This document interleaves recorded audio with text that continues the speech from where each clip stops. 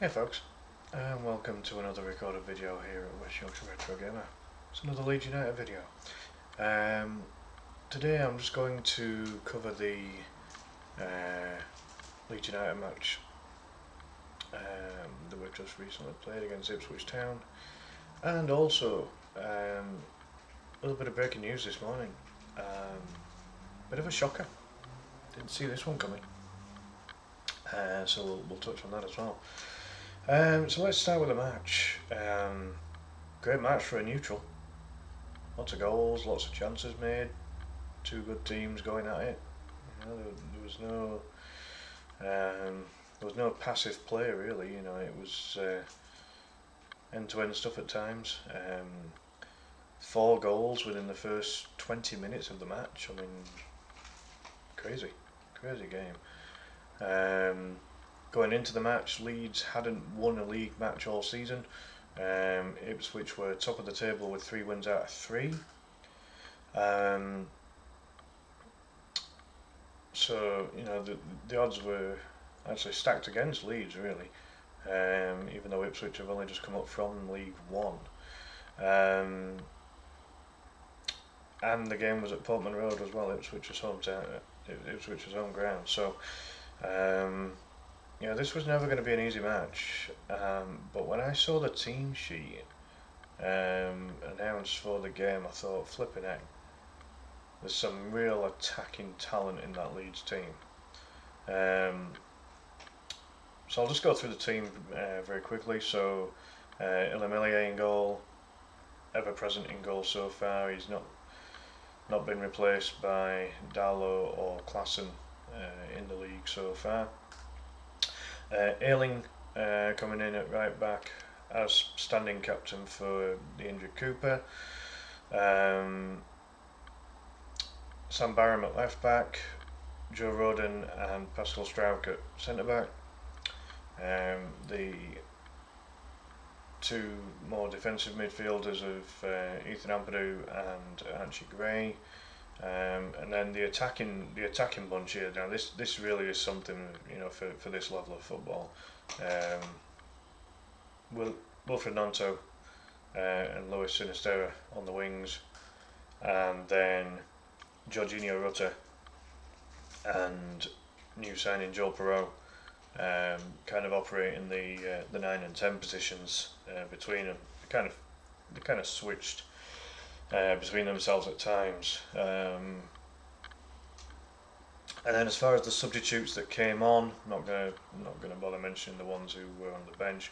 I mean, to be fair, it wasn't even a bad looking bench either. I mean, there was those 5 that you could see there.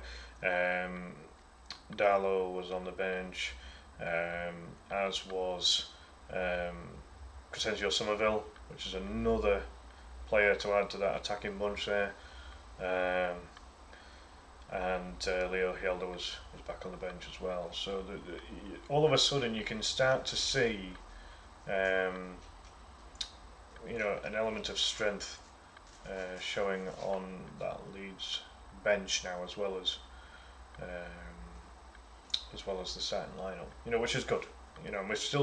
We've still got some good players to come back. Stuart Dallas, when he eventually gets fit again, can definitely do a job at this level. Liam Cooper, the captain, Patrick Bamford, has scored goals at this level before and higher. Once those boys come back, then the squad looks even stronger at that point. So let's just go through the ratings and how they all did. Meslier, I always call him Meslier. Ilimillier, I've given him a 6. He had a very mixed match, made some good saves, ones that maybe should have been relatively comfortable for him, but there was a couple of real good quality saves in there as well. But he did concede 3 goals. The third goal, I believe, did get a bit of a deflection, which made it harder for Illan to reach. Without the deflection, he may have saved it. The other 2 goals, was Illan really at fault for the other two? I suppose. I mean, he was a little bit. He was kind of foxed out of position because he was trying to block what was coming in, and then it left a bit of an open goal in a sense. But he wasn't backed up very well by his defenders at that point. So, because of the really good saves he made, but also conceding 3 goals, no goalkeeper is going to ever be happy at conceding 3 goals, whether it's his fault or not. So I think a 6 is fair. Luke Ayling, it's one of the first games that we've ever seen where he hardly ever got away with the Ayling flop. Referee wasn't buying it, and I think Luke was getting a little bit frustrated with that, and he struggled a little bit at times, but again you can see what Farker's wanting Ayling to try and do, and he's trying. You will never get Ayling showing a lack of effort. I mean, he has just turned 32, so he's, he might have this season and maybe one more left in him. I don't think Luke will be at the club by the time he reaches 34. Put it that way. I just think the level will be too much for him at that point. Similar thought with Cooper, and possibly Dallas. He's the other old boy in the squad now. When these boys reach 34, I think the level might just end up being a bit too much for them in the end. But that's for a future video. In terms of this match, again, a bit like Illan, some good moments, some not so good moments. I think a 6 is fair. Sam Byram unfortunately got injured after about 20 minutes. Or maybe a bit longer, maybe half an hour. Can't remember exactly when the substitution was made now. But within the time that Sam was on the pitch, looked good, got a superb assist. His cross going into the far post was put on a plate for Nonto's goal. It was really, really good. And he looked a constant threat, going down that left side, cutting in on his right boot and getting those balls in. He looked very effective.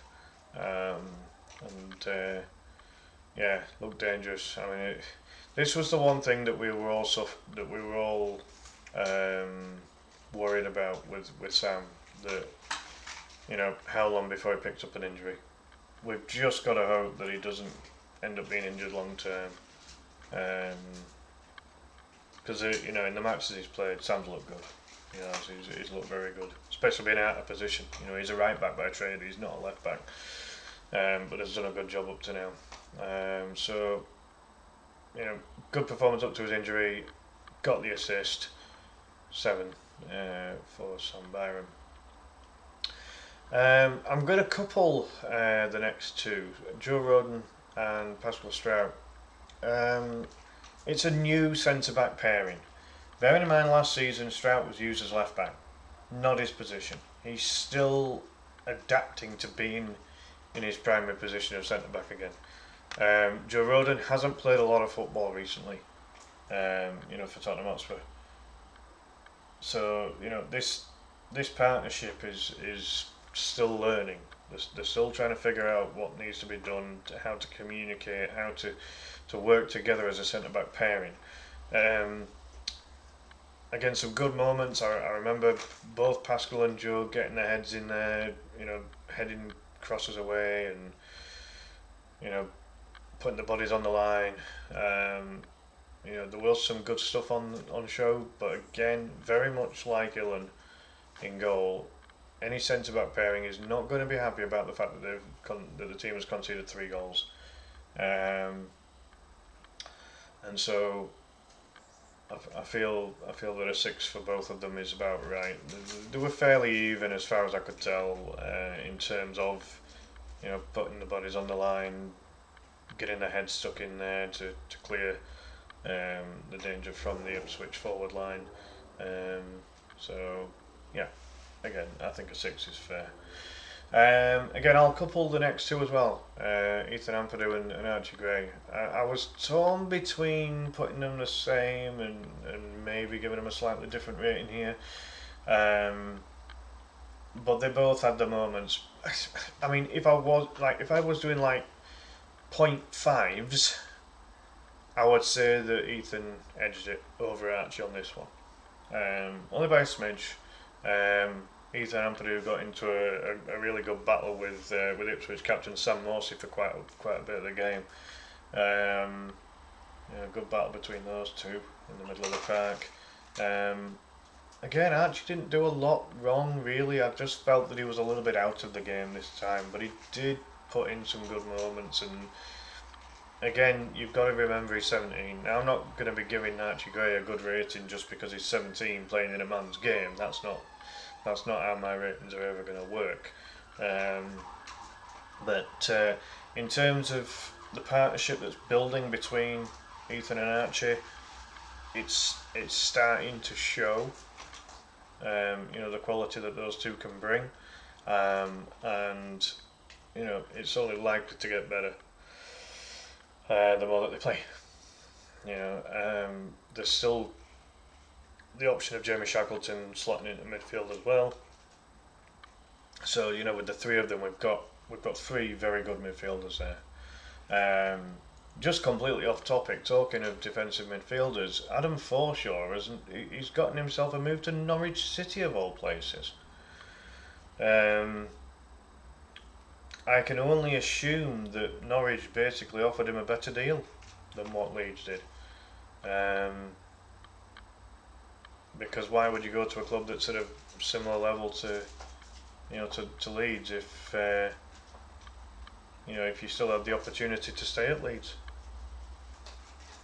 I think Leeds maybe gave him maybe something like a pay-as-you-play deal or a reduced terms deal or something like that Adam felt wasn't right for him, and ultimately he left on a free and he's now joined Norwich City.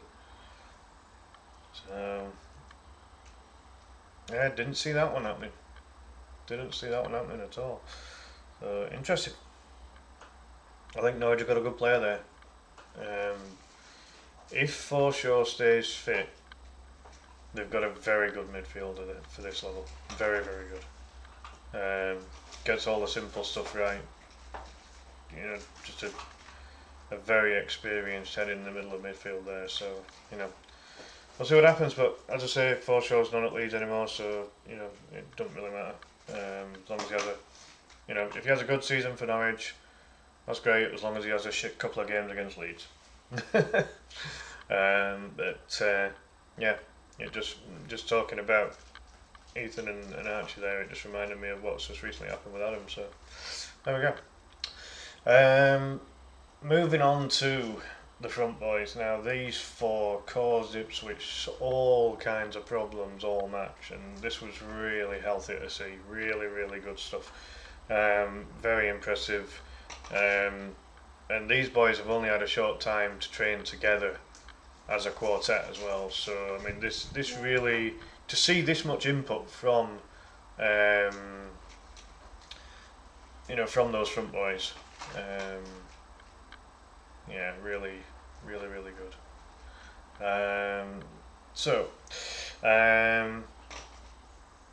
I've kind of given them all similar ratings, to be fair. Nonto and Sinistera, just when they're on the ball, they're just a class above this level, and you can see it. It's so clear. You don't have to be a football expert to see it.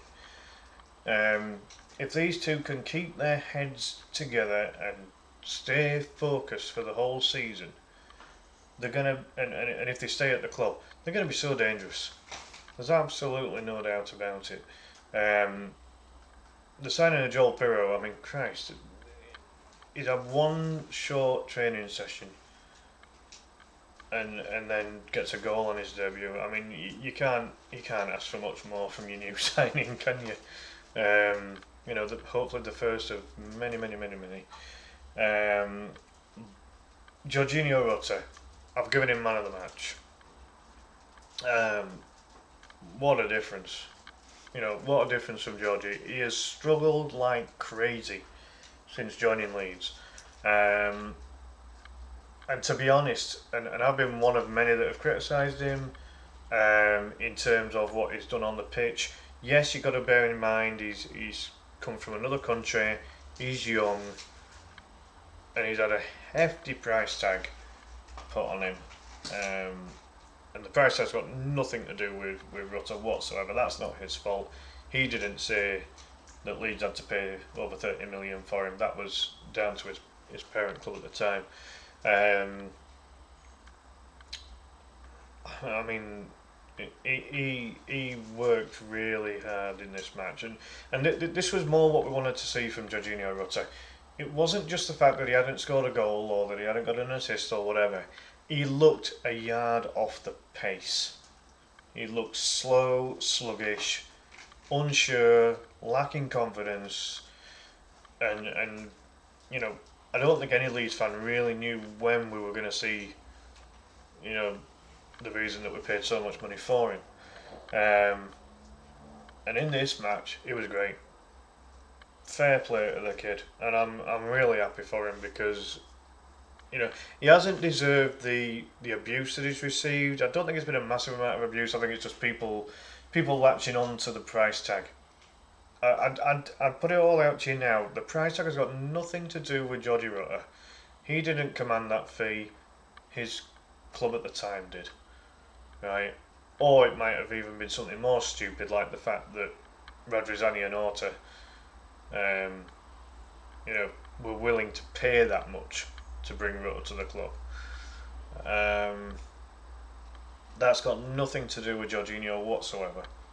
That's not his fault. And if anything, bringing him in for such a high price tag has possibly put a little bit more pressure on the kid. We were crying out for a striker who could score goals, and at the time he wasn't it. Far from it. But in this match, the thing that impressed me the most was his strength. He held off defenders. They were all trying to muscle him off the ball and things like that. But if you watch his goal, it's a bloody good goal. He holds off the defenders, gets himself past them, almost barges his way through almost. He showed great strength with it. And a really cool finish.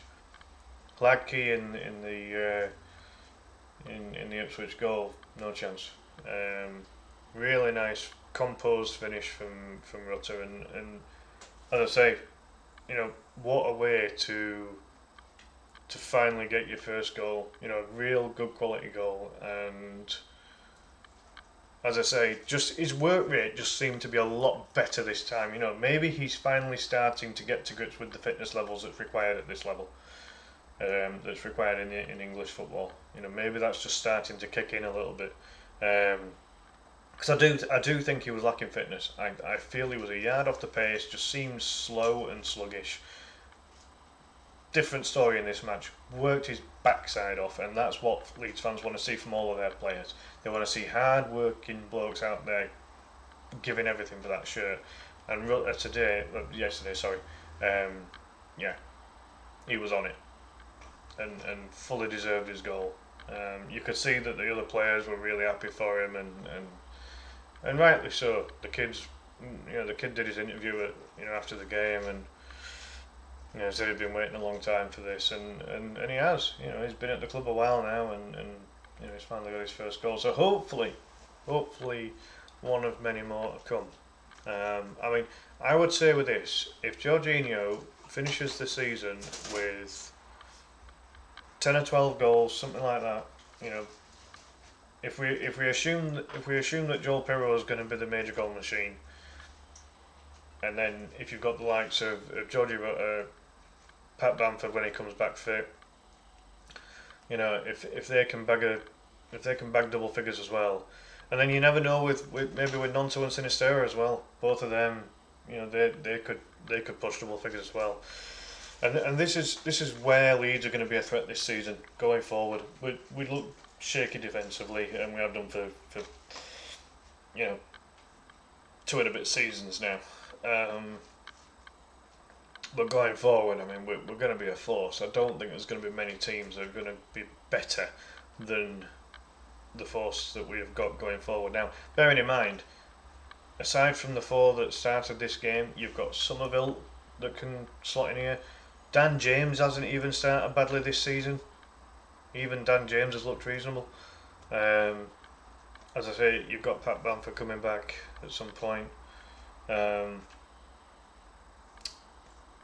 These are players that can do damage at this level. There's absolutely no doubt in my mind. And maybe Sam Greenwood and Joe Gallart can chip in with a couple. If they get chances at any point, you never know. Maybe even Matteo Joseph, if he don't get sent out on loan, like the club have done with Sonny Perkins. I should have included that in the news section. Actually, I apologise for missing that. But yeah, Sonny Perkins, he's gone and done a Lewis Pate. He's gone and joined Oxford United for a loan spell. I think that'll do Sonny a world of good. I think it'll do him good to get some men's football in there instead of the under-21s. And I think that with the signing of Joel Perreault, it wouldn't do any harm if Matteo Joseph maybe did the same. I think the likes of Gallart and Greenwood now have to really try and push their way through. I think them trying to get ahead of Jody Rutter was probably their primary target. They're all a similar age. But I mean, based on Rutter's performance, you can't put Sam or Joe ahead of Georgie at the minute after that one. But again, maybe the likes of Sam and Joe can feature in the cup game against Salford and do a good job there. If they can bag a few goals in that, puts them right back in the mix. So you never know. So going on to the subs then. I'm going to miss out the first sub, and you can see the reason why I'm going to leave him till last. So let's start out with the best sub, Jimmy Shackleton. This kid he gives everything for the shirt. This was the fourth different position that he has played in a Leeds United shirt in his career. Right? He came on for Bayern. He came on for Dramé and played at left back.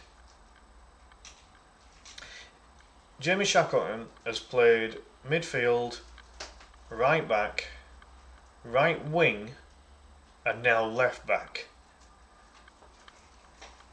He's the Stuart Dallas 2.0, in terms of that versatility, and he's good. He's a good player. I don't know why Jamie Shackleton doesn't get more praise from Leeds fans. I think he gets a really. They don't criticise him either. I just think he just kind of goes under the radar. But he came through the Leeds Academy. He's 23 now, so he's not. He's not a kid anymore as such. Not in footballing terms. Forgot to mention as well, Ian Pervada. That's another one that's coming back to fitness soon as well. That's another player that could. If the likes of Crescencio Somerville and Ian Pervada can push the way through, if you've got those two and you've got Nonto and Sinistera, Jesus Christ, that is a wealth of wing riches. I had to say that slowly there to make sure I didn't get tongue-tied. But yeah, I mean, what squad depth in that area if we can get them all fit? It'd be fantastic. But yeah, Jamie just, like Sam Byram, he got himself an assist. Really good pass through for Luis Sinistera's goal. Great through ball. And as I say, just works so damn hard, and he'll play in any position if it means he gets on the pitch. He had a very good game against West Bromwich Albion and probably felt hard done by to have been dropped to the bench. But then he's come on and he's played so well. I mean, my estimation was that when Byron went off, we'd probably bring Hjelde on, who, admittedly has struggled at left back when he's featured in pre-season and at the start of this season, but he seemed like the not natural replacement, but he seemed like the one that would probably get chosen. In the end, Farker went with Dramé and then went with Shackleton. So yeah, Jamie, a well-deserved 7 rating. I didn't even talk about the actual ratings of the front four, but Nonto, Sinisterra, and Pirot all won the night. They all contributed, all did what they needed to do, and more. And then Rutter, man of the match with the 9 there, just very impressive. Yeah, Shackleton 7, as I say, got himself an assist, worked his backside off. You know, he never grumbles. He just gets on with it. You know, he's a young professional. As much as you can commend his work rate, his professionalism is really good too. You know, so you can't. I don't know. For me, I'm really pleased the club has kept him. There was rumours that, you know, in the summer that Shackleton would go, and I really hope he doesn't. I think he's too valuable to the club in terms of that versatility. As I say, he's another version of Dallas, in terms of that versatility and being able to play and put a good shift in wherever he gets put. So for me, you know, very valuable member of the team. The other 3 subs, Joe Gallagher, Charlie Cresswell and Darko JB, they didn't get a lot of game time, so I've given them 5s. They didn't do anything bad from what I can remember. They didn't do anything that spectacular either, and so you know, for the short time they were on, the 5 is not because they did something bad. You know, they didn't do things that were worse than all the ones with a 6 rating. They just didn't have enough time to really impose themselves in the match. You know, Cresswell was brought on to just add some fresh legs in defence, just to try and make sure that with a 2-goal lead we didn't concede 2 goals in the last 10 minutes. Joe Gallagher and Darko JB, again, they just didn't get a lot of time to really show what they can do. So I don't think giving them 5s is too unfair, really. I'd say it was nothing that they did particularly wrong, just not enough time to do good stuff either. So yeah, they've got 5s. Cody Drama, what's going on with this kid? Right, there is just something, and you know, you've all seen me rant about Cody Drama by now. You know, if you watch the previous videos, you know, he's come on in replace of Byram. This is a big chance for him to impress. You know, I saw one fan on Facebook say that, oh, that's not fair on Drammy, he played out of position. Yeah, so did Jamie Shackleton. And Jamie had a really good game. So what's your point? Right, when you are put on that pitch by Daniel Farker, you are put on that pitch to do a job, to work hard, to play for the shirt, and to put in a shift.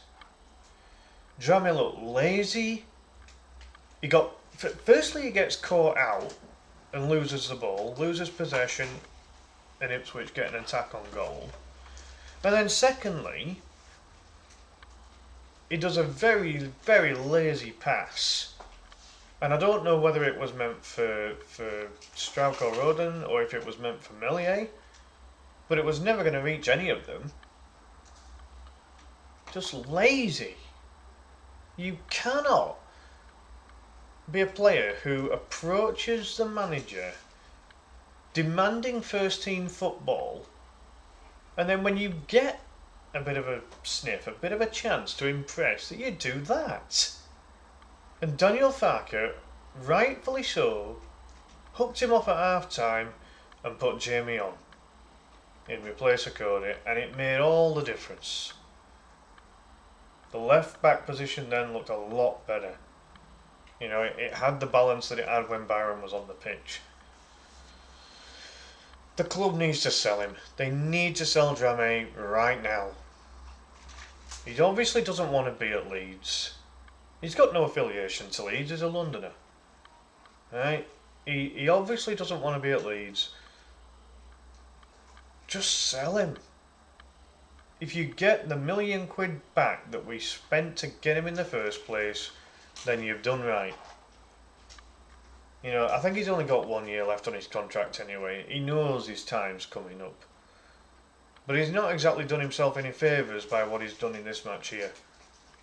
To come on for 20 minutes or however long it was and be that bad I could have done a better job, and I'm 39 years old and never played professional football. I could have come out of that match with at least a 2. Right? I've given him a 1 for the mistakes that he made and for his lazy attitude on that pitch. I am not surprised that Daniel Farke brought him off. He must have given Dramé an absolute rollicking at half time.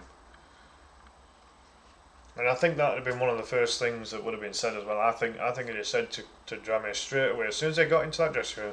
So, right, Cody, you've done this and you've done that, and for those reasons you're coming off. And for me that was totally the right decision. It's very rare that a sub gets subbed. You know, you see it sometimes where a sub will get injured and so therefore the sub has to be subbed. But in terms of doing a bad performance, very rare that a sub gets subbed. Well, it happened, folks. Awful. He cannot play for Leeds again. I am putting it out right now. If Cody Dramé plays for Leeds again, I don't know what the hell's going on. I have a feeling he might get a game against Salford. But I wouldn't do it. I would not put him in. What has he done? What has he done to deserve another match in a Leeds shirt? Nothing. Oh, he did really well at Cardiff. He did really well at Luton. Really? Just because those clubs rated him doesn't mean to say he actually did all that well. His time at Luton was a full season on loan in the Championship. Alright, yeah, Luton got promoted. Not because they had Dramé, but because they ended up finding a way to beat teams in the Championship. Dramé was the most dribbled past fullback in the entire league. He is lazy. He doesn't care about anyone or anything apart from himself when it comes to football. I'm putting that out there right now and I don't care. Cody Dramé has got to leave Leeds United in this transfer window. And I really hope that Greta Steinson and Nick Hammond can do what's required to get shut of him. We don't need him. You know, get a replacement fullback into the club. You know, we were trying to get Max Aarons in. He ended up ditching the idea and going to Bournemouth.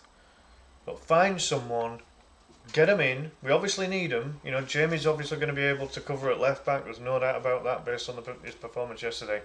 But we need a natural left back. Junior Firpo, again, he's another one that can go. For me, he's of a similar ilk to the ones that have left on loan. But again, the problem for Junior is that he's injured. So, you know, makes it difficult to get rid of an injured player. Then again, we sold Tyler Adams and he was injured, so I don't know. So, you know, as far as this is concerned, get a left back in. Just get Dramé out. Get him out. Just do it. Yesterday was all the proof that all the fans needed.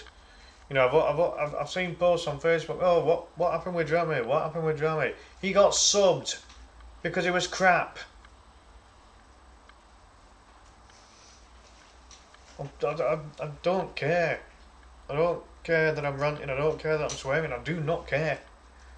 I care about players giving their all for Leeds United when they put on that Leeds United kit. From a footballing point of view, that is what I care about. I'm a Leeds fan through and through. You know, if a player is poor, but at least trying, they will still get my support. I might be a little bit brutally honest after a while, you know, like I've been with Georgie Rutter. But look at this. Rutter puts in a performance of the highest quality for this level, and comes away man of the match. For me, anyway. You know, it just shows that no matter how bad someone has been for Leeds, if you can see they're at least trying, they're going to get my support, they're going to get my backing. Just like any other Leeds fan would. Any proper Leeds fans out there, You know, they like myself would have been absolutely delighted to see Georgie Rutter get his first goal for the club. I can guarantee it. But there's just no way to defend Cody Drammy's performances or his actions over the years that he's been at the club. You just can't defend it. And he's got to go. Rant over. So overall, first 3 points of the season, very good win, away from home, against a team that was top of the table, a team that we knew could score goals. They scored over 100 goals in League One last season, so there was some definite firepower there. And you know that was proved in this match. They scored 3 goals. Whether it was defensive errors or just a little bit of quality on their side, either way they scored 3 goals. You know, so we knew that there was firepower there. We knew this was going to be a difficult game. Farker got his tactics right. He got his lineup right. You know, a fully deserved 3 points, and I'm really, really pleased for the boys because they deserve it. They've played well again. You know, apart from the Birmingham game, they've actually played pretty well, generally speaking, in the matches this season, and so yeah, to come out with a win against IPSWICH here, no, that's, you know, some people might look at it and think, well, it's only Ipswich, they only come up from League One last season, we should be beating teams like that. Just have a look at what they're doing at Ipswich Town, and you'll see why the first 3 teams that have played them this season have struggled. You know, they've got himself a coach that coached at Man City under Guardiola, so he's been, so as a coach he's been coached well by Guardiola in terms of learning how to be a good coach. McKenna now making a name for himself as a manager outright himself. You know, he got Ipswich promoted by getting his team to score over 100 goals, and they got second place behind Plymouth. You know, this is not a bog standard win for Leeds United. This is a very good win in the scheme of things. At this end of the season, with the injuries that Leeds have got, you know, with the fact that we're still learning under a new manager, you know, some new players still adapting to their roles.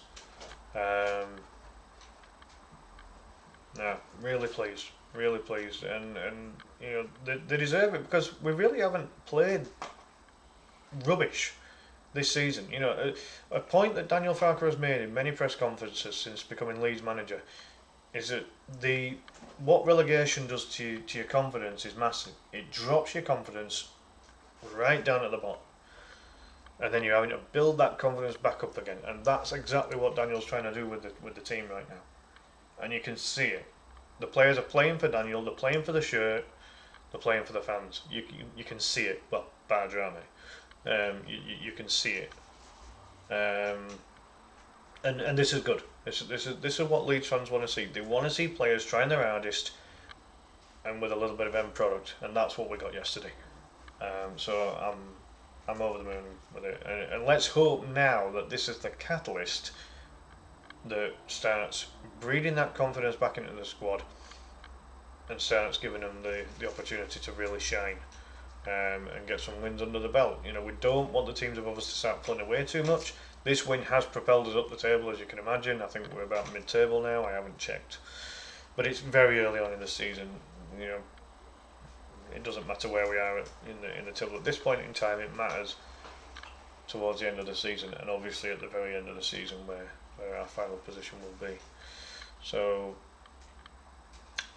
let this be the first of many in terms of wins, and yeah, you know, let's see where this takes us, because ultimately it could have ended up being a monkey on the back. It could have been a banana skin that we just could not get our first win. Fortunately, we've got it relatively early in the season, and against a team who has made a very good start. Let's just remind ourselves: Ipswich played 3, won 3 before playing Leeds United.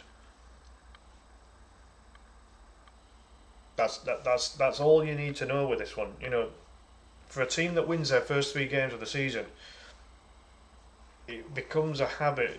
Winning becomes a habit. This is something that, again, Daniel's mentioned in his press conferences. Winning becomes a habit. Unfortunately, losing also becomes a habit. And Leeds have finally been able to hopefully knock that on the head now. So let's see if we can start bagging some more wins, because we've got some very tough months coming up. There's one month in particular, halfway through the season, it might be December. I can't remember exactly, but it looks like a month that, on paper, before the season started, you were looking at it and thinking, right, how many points are you actually going to take out of that month? Because it was horrendous. It looked horrendously difficult. But hopefully by that point we'll be in a good vein of form. We'll have got some more wins on the board. Got the squad that Daniel wants, because there is still a few days left of the transfer window. If we can get a couple more players in, as I say, a fullback is definitely the priority. Possibly a midfielder. I don't think we need anything else on the wings or up front. I think we look really good in that department now. Really, really good. I know it's only one game, but if they can play like that in this game, why not against the other teams in all the other games? Start building that understanding of each other and that player relationship with each other. Learn each other's strengths, learn where you're going to be on the pitch, and just use the skills and qualities that you've got as players. Because this showed it against Ipswich. Ipswich have not had that challenge this season so far. I looked at the teams that Ipswich beat, and they were all kind of like, I think they were all kind of mid-table teams, or teams that I think might finish around mid-table. This was probably the sternest test that Ipswich have had this season. But again, it was a bit of a lottery because, Perot had only done one training session. Rutter, you didn't know whether you were going to get a good performance out of him or not. Gnonto and Sinisterra, with the problems they've had off the field, for the four of them to click the way they did, it was a surprise to me. It was a surprise to me that they clicked as well as they did. But I just had a little bit of a sneaky feeling that when I saw that team sheet, I thought, whoa, Daniel's putting the big guns out here. He is really looking to, it was a statement of intent to be able to field such a strong front four. And I think that maybe this took Ipswich by surprise a little bit. McKenna might have had to make one or two changes in his own mind perhaps before the game at that point. I don't know. I don't know what goes on at Ipswich Town, but I thought it made for a great game. As I said at the start of the video, for any neutral, this would have been a great game to watch. Absolutely no doubt on that. Good advert for the Championship if you want to look at it that way. Two good teams, two former Premier League teams. Let's not forget that either. I remember the days when Ipswich had Matteo Serini in goal. That was Sixto Peralta in midfield. These were the players that Ipswich had that actually looked quite decent at the time. I think, did they get a 6th place finish or a 5th place finish in the Premier League quite some time ago? With those players. There's something in the back of my mind. So Ipswich have got a little bit of history about them. They established themselves as a very solid Championship team for a long time under Mick McCarthy. And then they sacked him. They brought Hurst in as manager. He was rubbish. Ipswich got relegated, but they've since recovered and done very well last season, and they've made a good start this season. This loss against Leeds isn't going to damage Ipswich's hopes of at least a top half finish. I'm pretty certain of that. They would have to go on an ultimate collapse. But it'll be interesting to see how they recover after getting a loss, because obviously does it affect that winning mentality that they've had, or do they recover and get it back? That remains to be seen, doesn't it? Fellow YouTuber Benjamin Bloom, Ben's an Ipswich fan, and he actually did a video on the match. Fair play to him, very balanced, very level-headed review of it all. It's never easy to do a review of a match when you've just literally coming out of the match at the end of it having suffered a loss. So yeah, no, fair play to Ben on that one. And I'm sure that his team will have a very good season. You know, even though it's the first team that we've beaten, they are probably the toughest team we've faced this season. I think that goes without saying. You know, Birmingham didn't deserve to beat us. That was a 0-0 draw written all over it. It was a poor game by both teams. And then the other two draws, the the West Brom and Cardiff games, again, could have gone either way. So yeah, there we go. That's my review on the match between Leeds United and Ipswich Town. Just briefly moving on to some very surprising news, which I saw come up on the Leeds United website this morning. Rick Passmore, who for the last season and a bit has been the Leeds United women's manager, has left the club. He has gone on to take a position with a team in the Women's Super League, which I believe is like the Women's Premier League, as far as I know. And you know, when you look at it from this point of view, I think the Leeds women's team are in the 4th division of women's football.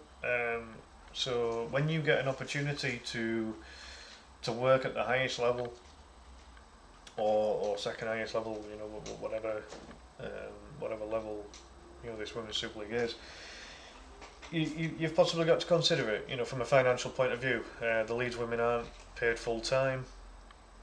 It's like playing in the Conference North, for example, in men's football. You know, it's part-time stuff. Rick has worked with the club before. Oh, excuse me. Rick has worked with the club before he got appointed as Leeds manager at the start of last season. He replaced Dan O'Hearn, who had been the Leeds women's manager for a couple of seasons. He'd helped to get the Leeds women up to the 4th division of women's football. Rick took over after Dan left the club. Hello, Wendy.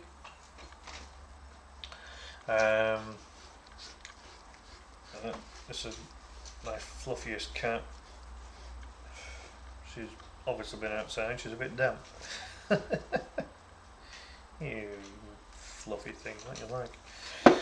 Whoa! What are you doing? Calm down, girl. Anyways, try to go back scratch.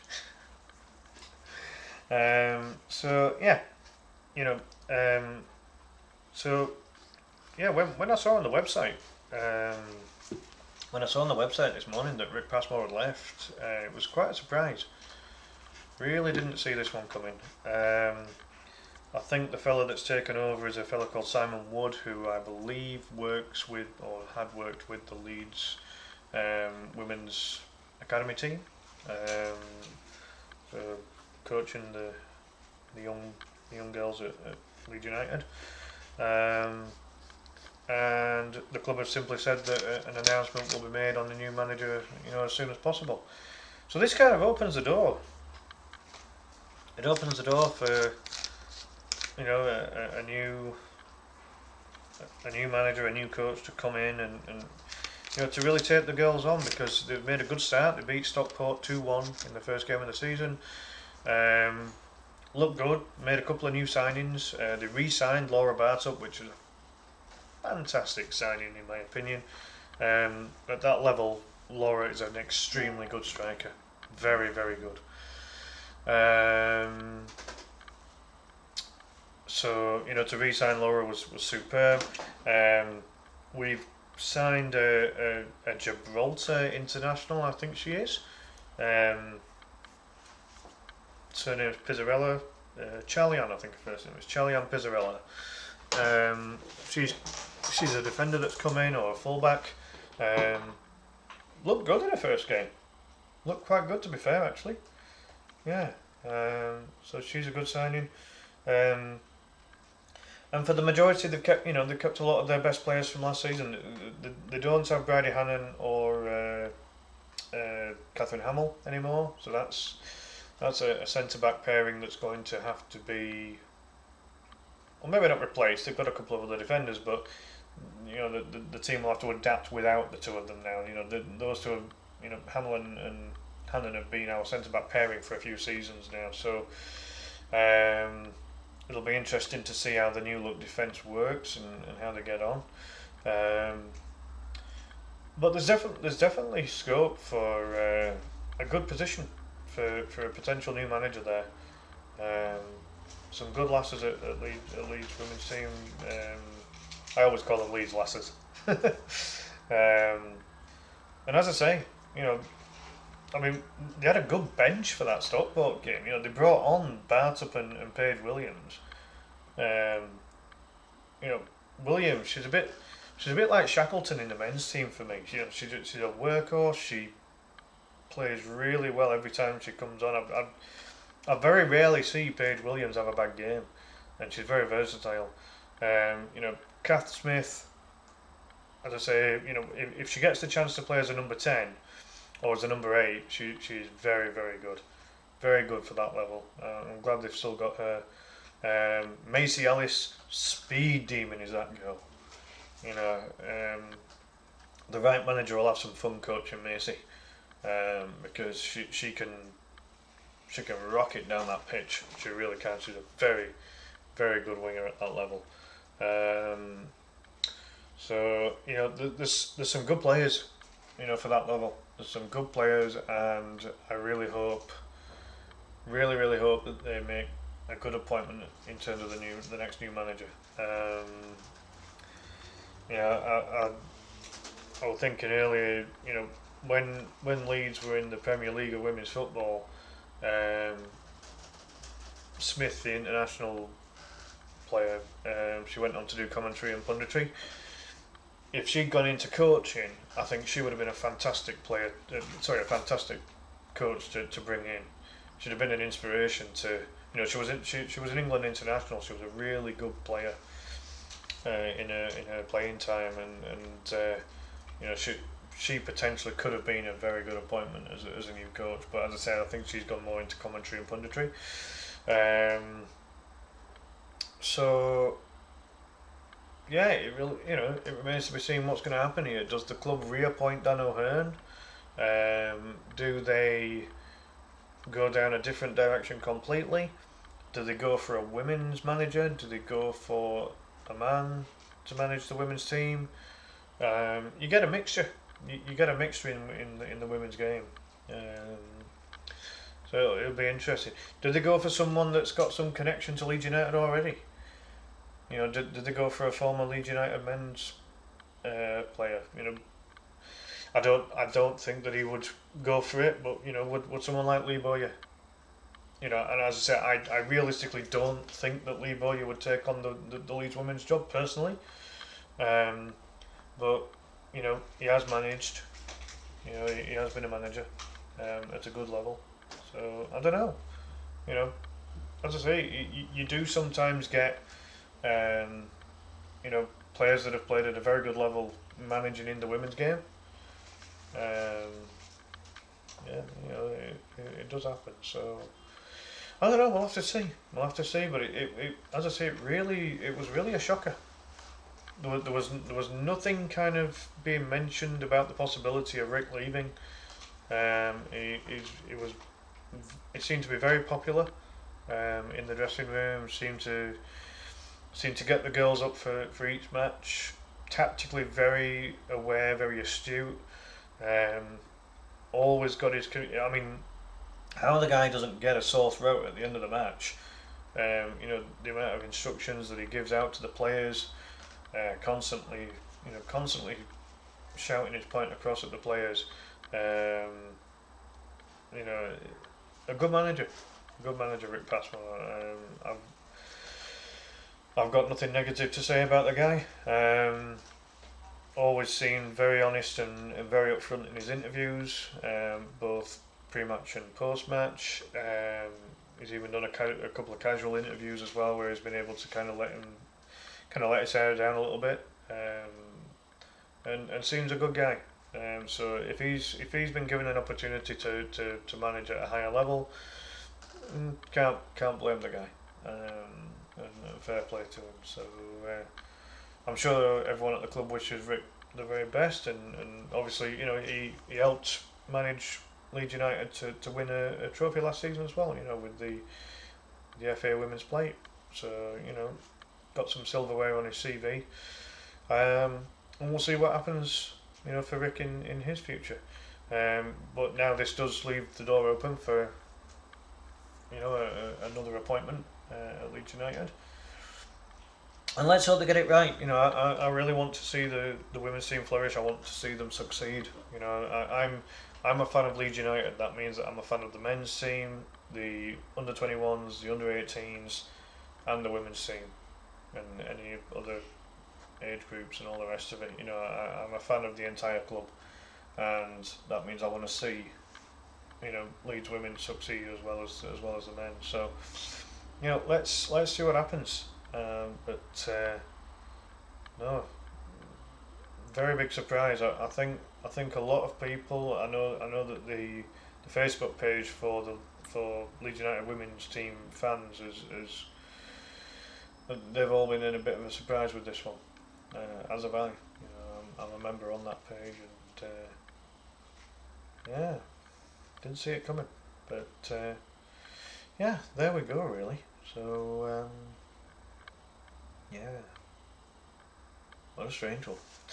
But yeah, you know, hopefully it doesn't derail the season. You know, for the Leeds women, they've got a cup game against League Town, I believe, who play at the same level as Leeds United, but in a Midlands division rather than a Northern division. So should be a good match. If Leeds women win that, they'll go on to the next round, as far as I know. If they lose it, I think they go into the plate again, which was the one that they ended up winning last season. Yeah, you know, we'll have to see what happens. I could be wrong on that one, but yeah, as far as I know, that's what happened. So there we have it, folks. So that's my latest Leeds United video. A review on last night's match, or yesterday's match, I should say, between Leeds United and Ipswich Town in the Championship, and also a quick talk about the Leeds United women's manager Rick Passmore leaving the club. So there we have it. There's going to be some more videos coming up. I'm going to start doing some more live streaming. I have had a little bit of a worrying time recently. One of my 4 cats has gone missing.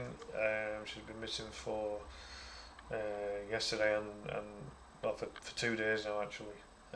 So it does become a worry. She's quite old now, and I really hope she comes home. I really do. So it's been a tough few days. But yeah, you know, that's that. So I'll be getting some new video content coming your way very, very soon, along with some live streams as well as recorded videos. I'm going to do a video to give a little bit of a shout out to some of my favourite fellow YouTubers. So keep an eye out for that one. I would highly recommend that you give them a watch after you've watched my video. They are good. And these are all football ones, by the way. So it's probably going to be something like my top 10 or top 8 or whatever football YouTubers that are out there. So keep an eye out for that one. They're all good. They have to be good, otherwise I won't watch them. So I will do a video on that. I'll leave the links for their pages in that video as well.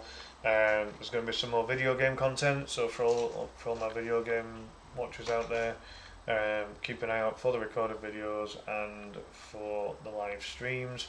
Remember, I do stream live to Facebook, Kick and YouTube, so do please give all the videos and all the live streams that I do on these, you know, give them all a like, and do please subscribe to my YouTube channel. Please give the video a like. It's all free to do. It really helps boost the channel. You know, we're only very early days on YouTube, and we're already up to 50 subscribers, which is great. I'd love to see the numbers increase if at all possible. So yeah, do please show your support if you can, if you like the content, and spread the word. If you enjoy the content, if you think others would enjoy it, then do please get them to come and have a watch, and give the videos a like and a subscribe as well. And again, do please follow my Facebook and Kick pages as well. In the meantime, folks, I'm going to call it there. Have a great day, and I'll see you in the next one. Bye bye.